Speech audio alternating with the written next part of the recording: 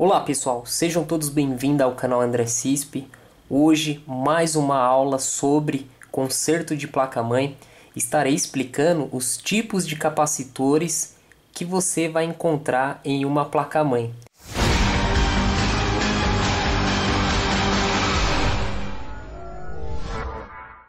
São 4 modelos, eu vou estar falando sobre cada um, como identificar na sua placa-mãe e também passando algumas dicas e truques sobre conserto de placa-mãe relacionado a capacitores.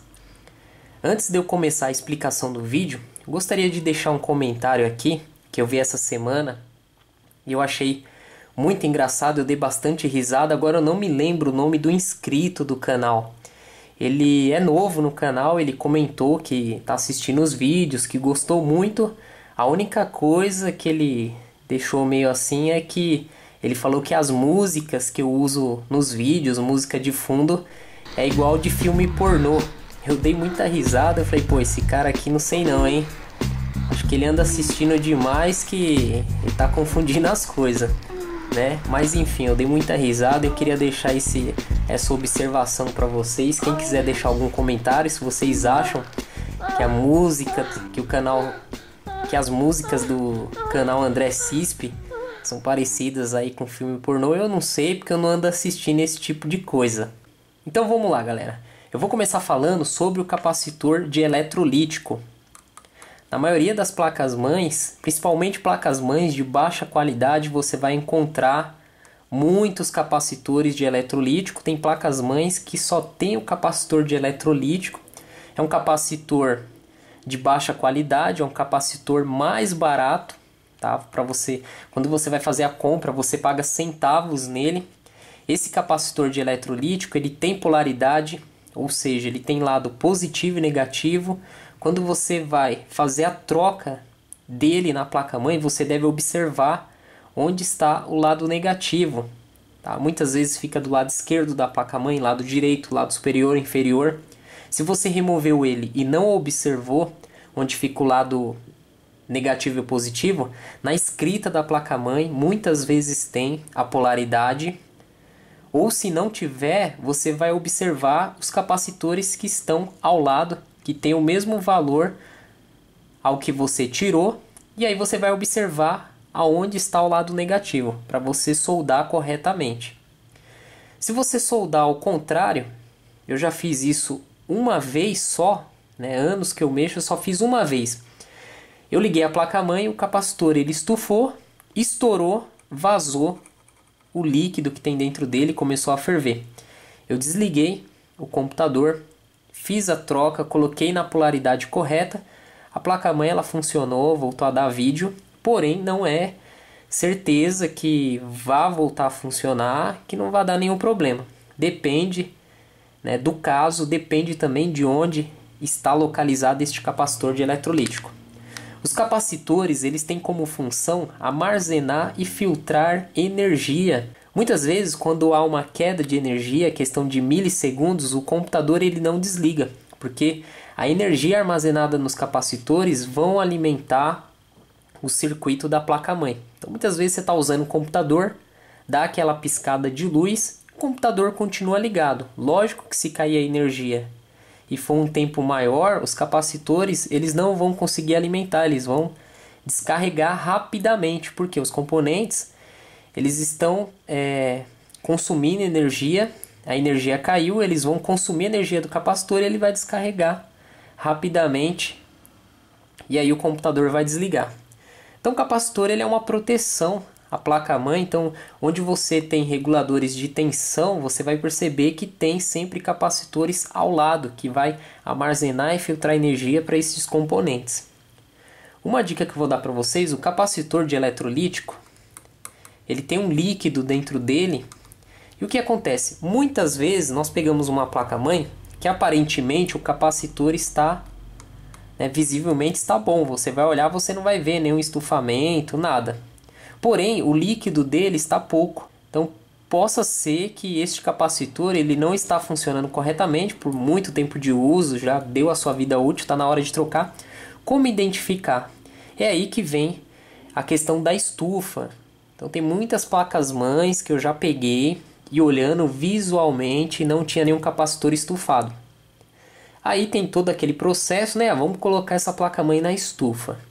Coloquei na estufa, deixei 15 minutos, aguardei 5 minutos para esfriar, não pode tirar a placa, senão vai dar o choque térmico. Ao tirar a placa-mãe da estufa, observei que tinham vários capacitores estufados. Aí tem muitas pessoas que falam, então é porque a estufa estava esquentando demais. Não, a estufa ela estava na temperatura correta. Você pode fazer uma estufa numa temperatura aí de 105 até no máximo estourando aí 115, 120 graus, tá? Porque ele suporta 105 graus na sua parte interna. Já fora, aqui a temperatura ambiente dentro da estufa vai estar 120 graus, porém aqui dentro não vai ultrapassar os 105 graus. Então você fez uma estufa, a temperatura está correta, ela estabiliza, né? Vamos colocar aí de 105 até 115, estourando 120 graus. Não vai estufar o capacitor que está bom. Vai estufar o capacitor que já está na hora de trocar, que está com nível baixo de eletrolítico. Então já teve placas-mães que visualmente eu não identifiquei o problema. Liguei a placa-mãe, testei as tensões todas ok. Coloquei a placa-mãe na estufa, esperei 15 minutos, desliguei a estufa, esperei mais 5 minutos para esfriar, removi a placa-mãe da estufa, capacitores estufados. Foi feita a troca dos capacitores estufados, placa-mãe liga e inicializa, volta a funcionar normalmente. Então essa é mais uma dica para vocês. E outra dica que tem sobre capacitores, muitas vezes você troca o capacitor da placa-mãe, porém ele volta a estufar. Então o problema pode estar na fonte do computador, capacitor estufado na fonte. Então tem que fazer o reparo do capacitor na fonte para não dar problema no capacitor da placa-mãe. Então além do capacitor de eletrolítico, nós temos um capacitor, né, chamado de estado sólido, que são esses aqui, ó.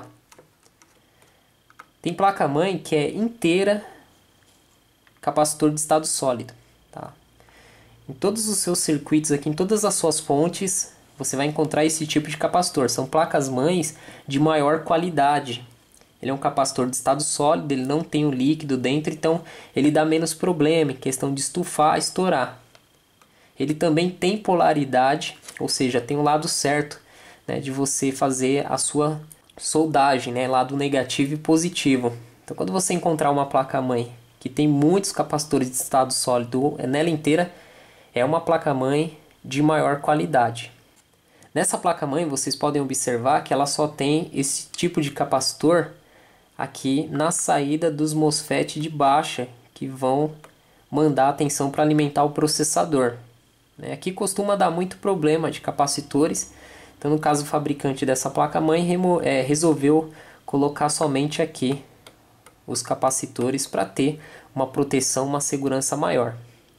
Outro tipo de capacitor que nós temos na placa-mãe são os SMD, que são soldados, né, sobre a placa. Nós temos também a rede capacitiva. Como vocês podem observar, no zoom da câmera, nós temos aqui um capacitor, né, a sua identificação na placa-mãe é a letra C. Os capacitores eles têm uma escrita, tá, na placa-mãe, que fazem a sua identificação. Esse é o C136. O capacitor SMD, esse capacitor de cerâmico, ele não tem polaridade. Então você pode soldar ele de qualquer lado. Você tem que tomar cuidado para não confundir ele com a bobina.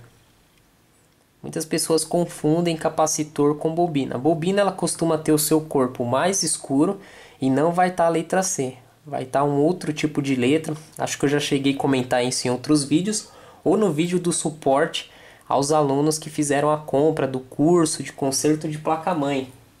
Além desse capacitor, nós temos na placa-mãe também a rede capacitiva. Essa placa-mãe ela não tem a rede capacitiva, que é o conjunto de 4 capacitores em um único componente. São 4 capacitores, tá, dentro de um único componente. Então são esses 4 tipos de capacitores: eletrolítico, estado sólido, os SMD que nós temos aí na placa-mãe, as rede capacitiva. Para você fazer o teste em um capacitor, nós temos que ter um capacímetro ou um osciloscópio ou multímetro digital, multímetro analógico, dá para fazer o teste. Tenho aulas aqui no canal ensinando como fazer o teste do capacitor de eletrolítico, porém eu vou atualizar essa videoaula porque eu acho que já faz mais de 1 ano e meio. Tem videoaulas no canal também ensinando a fazer a troca do capacitor de eletrolítico. E para quem quer estudar mais sobre o assunto de placa-mãe, tem o curso do canal André Cisp, são 3 DVDs com 48 videoaulas. O primeiro DVD, 17 aulas, o segundo DVD tem da aula 18 a 33, o terceiro da aula 34 a 48. Ainda está à venda, R$ 47,00 por depósito bancário, Caixa Econômica ou Banco do Brasil. E pelo PagSeguro é R$ 49,00. Eles cobram uma taxa aí de R$ 2,00, né, por cada transação. Então no depósito bancário eu desconto essa taxa. E também tem um curso Redes de Computadores, Cabeado e Wireless. Para você que não domina nada na área de redes, são 3 DVD com 42 aulas. Tá vendendo bem esses 2 cursos. Em breve eu estarei lançando o curso, de notebook. Tem muitas pessoas me pedindo aí, sobre notebook. E depois vou me aprofundar na área de tablet e celular. O canal André Cisp ele vai focar aí essas 5 áreas, conserto de placa-mãe, redes de computadores, conserto de notebook, tablet e celular. Então espero que tenham gostado desta aula, das dicas. Se inscreva no canal, dê o seu joinha, deixe o seu comentário, será de grande utilidade aqui para o canal. E curta a nossa página do Facebook, do canal André Cisp, ok? Abraços, até o próximo vídeo, tchau, tchau.